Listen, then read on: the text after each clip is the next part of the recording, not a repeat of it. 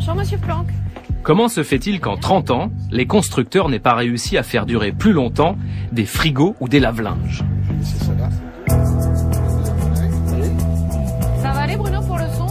Nous demandons des précisions à Bernard Planck, délégué général du GIFAM. Si jamais à un moment je me tourne dans les trucs, c'est pas un problème. On fait de la chirurgie à distance, on se parle partout, tout le temps, grâce aux nouvelles technologies, on s'envoie des mails, on se téléphone dans le monde entier et un frigo, un simple frigo, n'aurait pas augmenté sa durée de vie? C'est étonnant, non? On peut effectivement penser qu'on devrait augmenter la durée de vie des appareils. Sauf que cette étude nous donne un deuxième enseignement qui est intéressant, c'est que l'usage des appareils a beaucoup augmenté. La fréquence d'utilisation des appareils a progressé. Non, mais ça, on peut l'anticiper. Et puis, j'imagine, franchement, quand on voit les nouvelles technologies d'aujourd'hui... Regardez un lave-linge aujourd'hui. 25% des ménages utilisent ce lave-linge quasiment quotidiennement. Oui. Pas quotidiennement, c'est tous les jours. Ouais. C'est pas si évident que ça, parce que le lave-linge, en fait, les gens déclarent l'utiliser 8% de plus. C'est pas beaucoup. Le réfrigérateur, 11% de plus. C'est pas beaucoup. Votre argument de on utilise plus, donc finalement la durée de vie est pas plus longue parce qu'on l'utilise plus, il tient pas trop. Si, enfin, ce sont des déclarations des gens qui disent 8%, je sais pas, excusez-moi, est-ce que je peux reprendre? Ah mais je vous en prie, ce sont vos documents. C'est une question de perception des gens. Beaucoup... je relis les chiffres. Oui, oui. Enfin, vous connaissez parce que c'est votre document, donc... On s'en sert davantage qu'il y a une quinzaine d'années. Réfrigérateur... Oui, vous regardez... On regarde ensemble le document. Au final, les foyers qui estiment qu'on s'en sert plus, c'est pas beaucoup. C'est pas beaucoup, c'est 8% ici, c'est 11% ici, c'est 8% là, c'est pas beaucoup. 17% le congélateur, 15% le oui, vaisselle. C'est un argument qui tient pas énormément quand même. Quand vous nous dites que si ça dure pas plus longtemps, c'est parce qu'on s'en sert plus. Dans votre étude, c'est écrit que c'est pas vraiment le cas. C'est un des éléments. Je peux pas vous dire...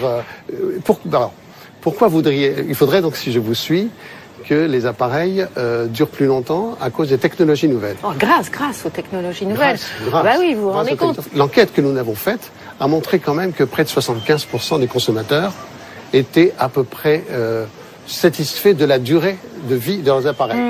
75% des gens seraient satisfaits. Sauf que ce chiffre est introuvable dans l'étude. Et il y a un autre problème. L'Institut TNS Sofres, qu'il a réalisé, se base sur une première enquête qu'elle avait faite en 77, publiée en 79, déjà commandée à l'époque par le GIFAM. Cette vieille étude, c'est le point de comparaison avec les résultats de 2010. C'est comme ça que le GIFAM peut conclure que la durée d'utilisation de nos appareils n'a pas diminué. Le souci, c'est que cette ancienne étude est introuvable.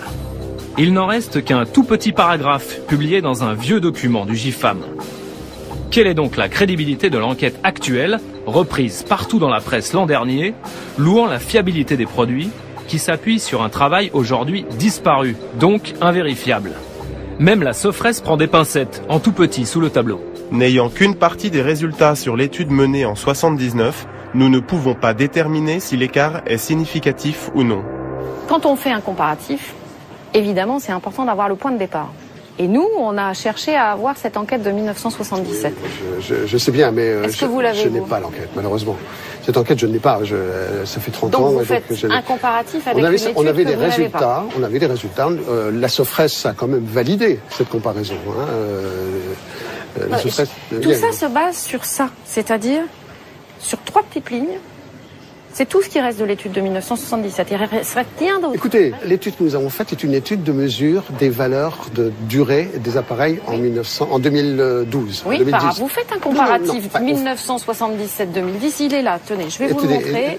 Dans votre étude, attendez, je suis désolée parce que je fais un peu l'inspecteur Colombo avec tous mes documents, mais en même temps, moi, je suis pas aussi douée que vous sur ce dossier-là. Là, on a ça. On est bien d'accord que là, vous avez la durée d'utilisation en 1979 et en 2010. Là, vous avez pareil.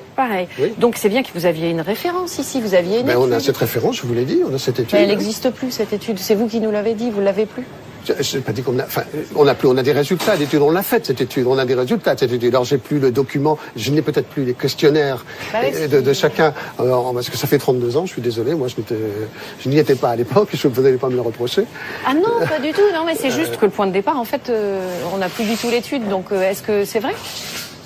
Mais moi, ce que je veux vous dire, cette étude est réelle, elle existe. On ne va pas inventer une étude parce que parce qu'on en sort une autre. Alors, on va passer à autre chose. Je suis pas satisfait du tout parce que c'est pas du tout comme ça qu'on m'a présenté les choses. Ah non, on essaie d'avoir des réponses à nos questions. Moi, c'est pas comme ça qu'on m'a présenté les choses. Et je vous assure que si ça avait été comme ça, je ne serais pas venu. Non, mais monsieur Planck. Je suis très, très mécontent. Non, mais monsieur et je m'en vais. Non, mais monsieur Planck, attendez, on fait une enquête sur la durée de vie des appareils ménagers. C'est normal qu'on s'adresse à vous. J'ai demandé qu'on me donne toutes les questions avant. Mais on ne le fait jamais, vous ne le faites jamais, je suis désolé, moi j'arrête. Mais à personne, ni au Premier ministre, ni au Président de la République. On ne le fait à personne, c'est pas contre vous. C'est pas contre vous, monsieur Planck, on ne le fait jamais. C'est toujours pareil. Moi, j'en ai assez, je suis désolé.